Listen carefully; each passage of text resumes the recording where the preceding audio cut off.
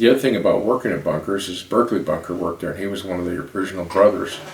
There's Berkeley and Brian Bunker that owned it, and Brian had died. Brian's son, Berkeley's nephew, worked there. But Berkeley really knew how to run a funeral. I mean,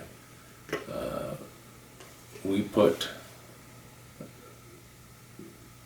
people in the rows. We sat the people like they were sitting at a concert or something, and then when we dismissed the people after the funeral, when we're going to the cemetery, we'd dismiss them row by row, and I'd lead the people out, and he would dismiss them, or he'd lead them out, and I'd dismiss them. We got to be really kind of a team. And one of the things that you did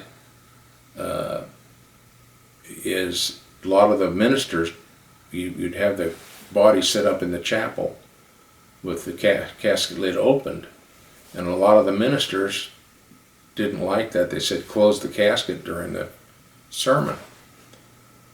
So Berkeley and I would march up there in our matching suits, and we'd take the throw off the top of the casket and fold it carefully and put it on the guy, and then fold the other ruffles around the edges, and then close the lid, and then put the flowers back on the casket. And then at the end of the funeral, after it was over, then everybody would file by and look at the body. And we'd walk up there and go through that demonstration again of opening the casket and doing this and that and the other. And there was one day we were in there, and he said, you know what, Mr. Whitney? And I thought, oh man, I'm going to get to hear some good advice, some sound things. He says, you know what this man needs? And I thought, oh, and we were opening the casket, and he hadn't been embalmed very well, or there was some problem because there was quite an odor that had collected in the casket.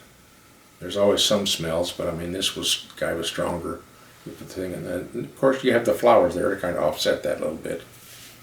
And I thought, I'll find out what to do about this, and he'll tell me how they should have embalmed the body or something.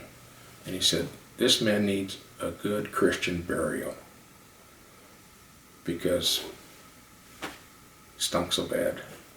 And we were standing right up in front of him, and I could not laugh. I was just nothing I could do about it except keep a straight face. We filed everybody by, and we took him out to when we closed the casket, rolled him out to the hearse and drove down to the cemetery.